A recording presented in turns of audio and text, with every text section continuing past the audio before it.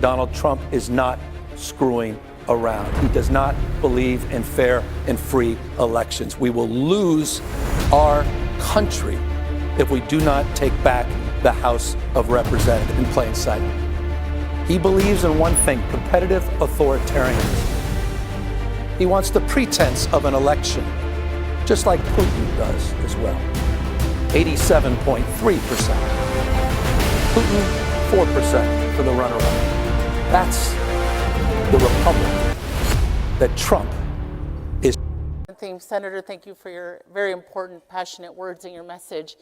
Both of you have been champions and very strong advocates for working families and working people. You've shared your stories. Senator, your parents, your father, a shorter cook. Senator, Governor, your mother, who would bring in borders to help pay for the rent. Tell us about why and how those experiences that you had with your families, with your parents, shaped the type of leaders that you are today. Well, I'd love you to start, because you just triggered something. I remember I had the privilege of being on a Zoom with the senator. He wasn't senator at the time, and I knew something he didn't. He thought he was getting an interview. I already had made a decision, but about the Senate seat. And we just started just talking, and then both of us found ourselves tearing up, talking about our parents. Yeah.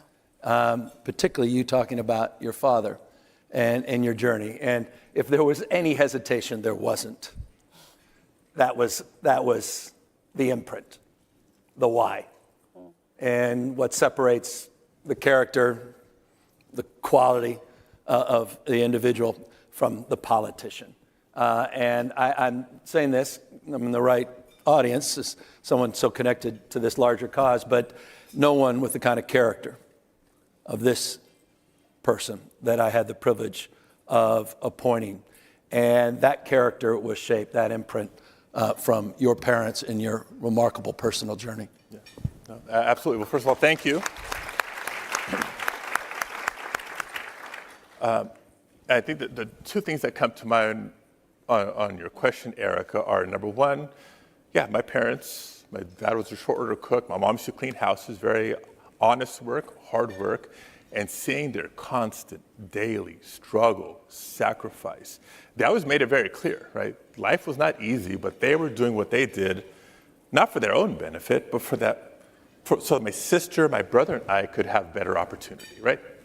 The definition of the American dream, have the next generation have it better. But to see the daily work that it took to try to create those opportunities leaves that impact, because it's so indicative of most families across the country. Maybe you're first generation, maybe your family's been here for 10 generations. Like, the goal is still work hard, play by the rules, try to get ahead. And I think added to that were the constant experiences and storytelling of how many of my uncles were still in Mexico, or how many of my cousins were still in Mexico, the connection to where we're from, pride in where we're from, but building a life here. Yeah. So you take those two together, and again, that perspective of life ain't always easy, nor should it always be guaranteed to be easy, but it should be fair. Yeah. And the American dream needs to stay within reach. Right now, there's a lot of attention on things are just way too expensive, and they are, but beyond just being expensive, they're just hard. Yeah. You know, access to health care, college admissions, just all the things that we thought were basic are just too hard these days. Yeah, I think about, I had the privilege of a remarkable young woman, 19, she's pregnant, 21, 2, separated, single mom at 23, raising 2 kids, came from nothing. Her father committed suicide in a pretty raw way. He was a prisoner of war, corregidor for almost 4+ years. During World War II, came back a different guy. And so that shaped her life. And of course, by definition, she shaped my life. I watched her, just the grit, the hard work, never complaining, never explaining away things, just her example. Single moms, the bedrock. I mean, hats off to all the single moms out there grinding for their kids every single day. And what a gift, what an example. But, you know, I also saw the human toll of that, the human struggle, the stress that so many folks are going through. And, you know, I remember her talking about 52 paychecks don't work anymore, it's 104. And how it was just getting by, not getting ahead. And I think that goes to the foundation, the story that the senator is talking about, the story that is our lives today, that the old bargain is dead. You know, the new one's waiting to be rewritten. I say it all the time. I believe it as someone who's been deeply involved in the fight for democracy, for our republic, and the fight that brought us to redistricting and the fight here with Proposition 50 in California, that we cannot save our democracy unless we democratize our economy. It is foundational, the struggles of working families, not just working moms, what's happening in this country. The old bargain is dead, and AI is going to finish it off. And we need to wake up to that foundational reality. So let's talk a little bit more about that. The data tell us that for the first time, people feel like the generation coming after them may not be better off, may not have their piece of the American dream. Can you both share some thoughts with us, room full of public policymakers, and tell us about the role you think public policy leaders can do to help shape the next version of the American dream that people, I think, still aspire to, certainly in our community? Well, look, 10% of people own 2/3 of the wealth in this nation. That same 10% own 93% of the stock market. 30-year-old today is doing worse than his or her parents for the first time in U.S. history. If that's not a 5-alarm fire, I don't know what the hell is. We were sitting there, some of us at least, celebrating the best of Roman Republic, Greek democracy on July 4th. You know, the vision of our founding fathers, co-equal branches of government, co-equal branches of government, popular sovereignty, rule of law. But I'm reminded, thinking about the Greeks, there was a guy around 50 AD, 2,000 years ago, warning the Athenians, Plutarch. He said, the imbalance between the rich and the poor is the oldest and most fatal ailment of all republics. Think about that. 2,000 years ago, there was warning the Athenians that the imbalance between the rich and the poor. And fast forward today, the first trillionaire is minted. At the same time, we have 20 states still paying $7.25 an hour. Something's fundamentally broken here. And that wealth is creating power locking in rules and regulations, locking everybody else out. You can't play in the margins anymore. We can't fail more efficiently. Certainly nostalgia is not working. I would argue socialism is not going to work. But capitalism as we know it doesn't work either. And so when we talk about rewriting, or at least renegotiating this social contract and rewriting it as authors, not consumers, we have to fundamentally understand that it's broken and we cannot play in the margins any longer. And we can talk about those prescriptions. That's perhaps another conversation. But I think foundationally, folks now get it. We can no longer argue, again, to fail more efficiently. It's time for order of magnitude change in terms of how we approach the American dream, how we approach here in California, the California dream.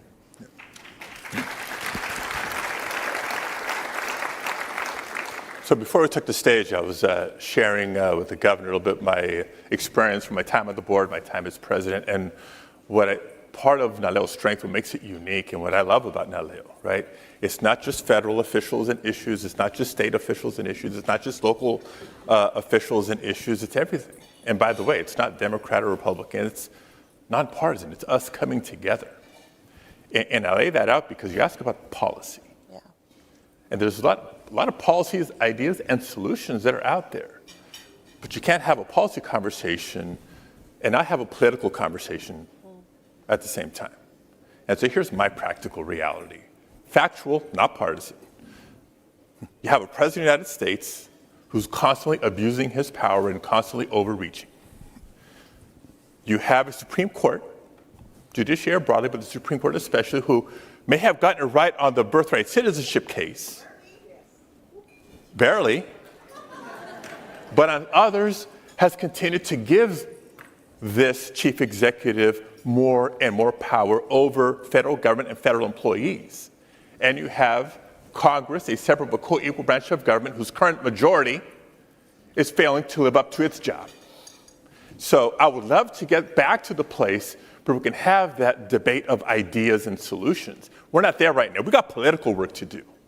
We got political work to do for the next 112 days to at least restore a check and balance in Congress. And then, whether it's January of 2027 or January of 2029, let's be ready with the playbook, because this administration came in with a playbook called Project 2025. So that's the work we need to be doing right now, the organizing, the mobilizing, the getting out the vote, and in the meantime, putting those policy solutions and plans in place so we hit the ground running as soon as we turn this political ship around. Yeah. And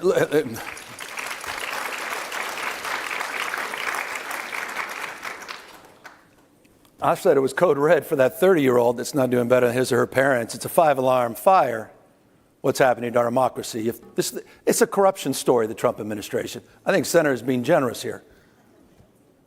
I mean, it's not the rule of law anymore. It's the rule of dawn. I hope it's dawned on everybody what's going on in this country, what's going to happen Thursday night, primetime speech, what happened in Fulton County, what's happening all across the United States, what happened here. 10 minutes from where we are as we speak, at the Democracy Center in Little Tokyo, here in the state of California. Just last year, not that many months ago, we had 1,000 community leaders, faith-based leaders, folks from every political stripe coming together because they wanted to fight fire with fire and save and preserve our democracy. Folks couldn't get into the event because there were masked men that were standing outside. A guy who looked like he came off the Burbank lot in a 1930s movie, dressed up accordingly by the name of Bovino. Greg Bovino was there. No ID. No one recognizing what agency they work for. We said at the time it was a preview of things to come. Just as we said, after 4,000 of our National Guard were federalized, 700 active duty Marines were not sent overseas. They were sent right here in LA, the second largest city in the United States of America. I will never forget, on Election Day last year, the BORTAC teams, these are the Border Patrol Tactical Units, the Apache helicopters, these guys all dressed up as if they're going into a military operation. They were staged before the polls opened right in front of Dodger Stadium in order to send a message to our diverse communities: you may not want to show up and elect and vote. These guys are not screwing around. Donald Trump is not screwing around. He does not believe in fair and free elections. We will lose our country if we do not take back the House of Representatives. No more important race in our lifetime than getting Speaker Jeffries that gavel this November. None, in my perspective.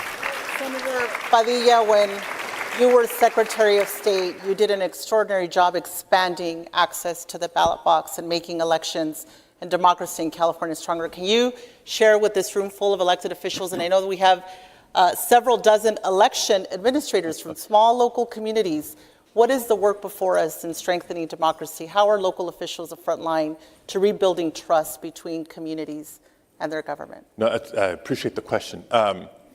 And by the way, you don't just have to be an elections administrator to be in this business, because whether you're a county official, you have a say over how elections are run in your jurisdiction. If you're a state legislator, you can change the laws in your state to make it not just safe and secure, because elections are, but voter friendly, just accessible.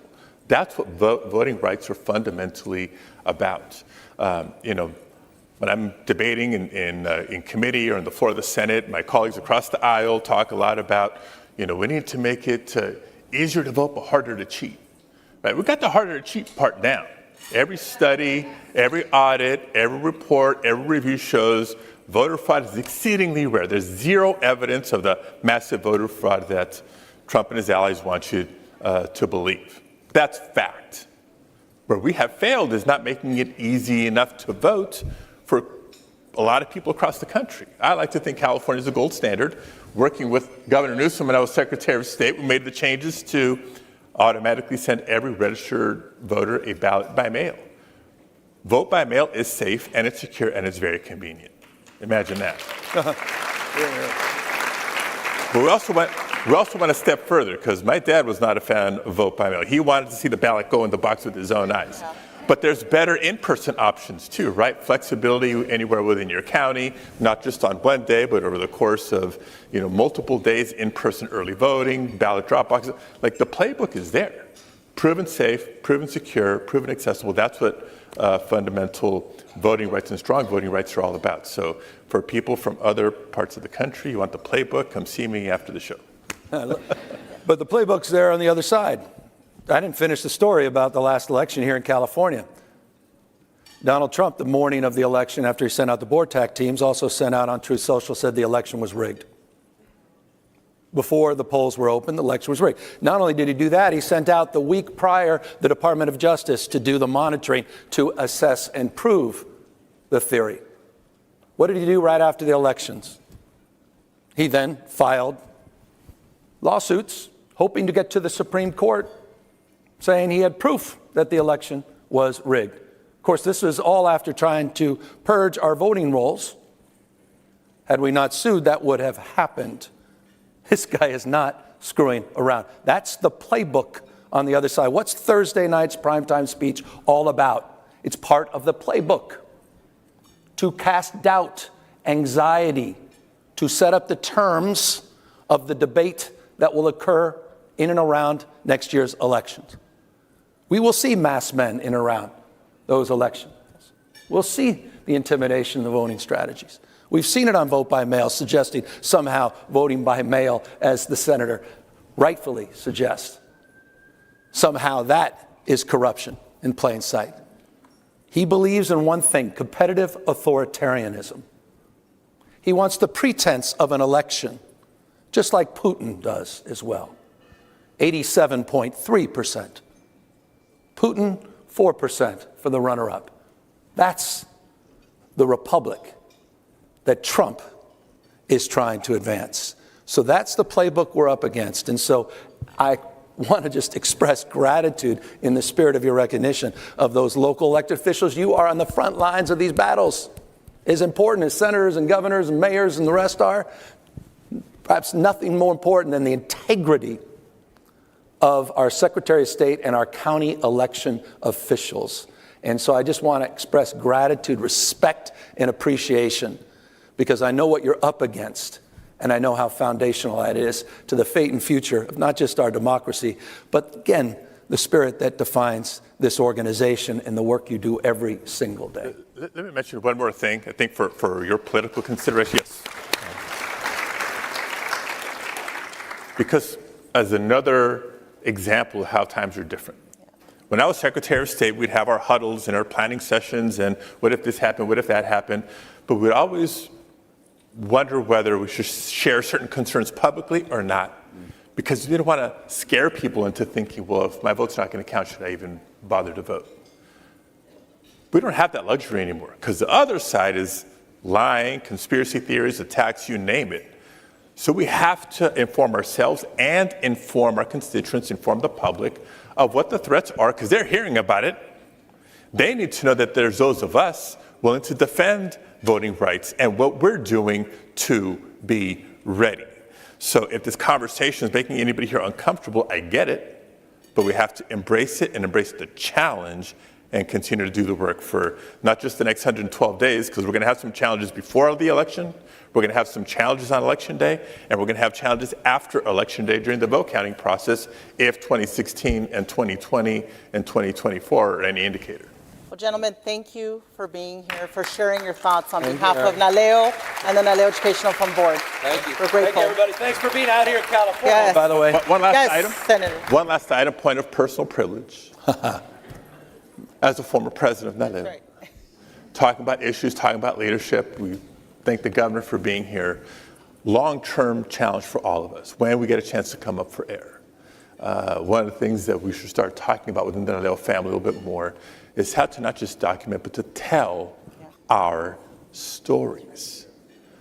The primary reason, this is Padilla talking, why our community is the target right now is because Trump and the forces around him have succeeded in trying to other us. When I made reference to they're trying to decide not just who gets to vote and who doesn't, who gets to be an American and who doesn't.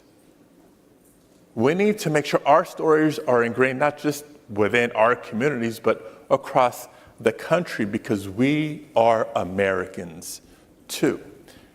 And today at 4 o'clock, there's going to be a screening of a film called Into the Fire that tells a very important story.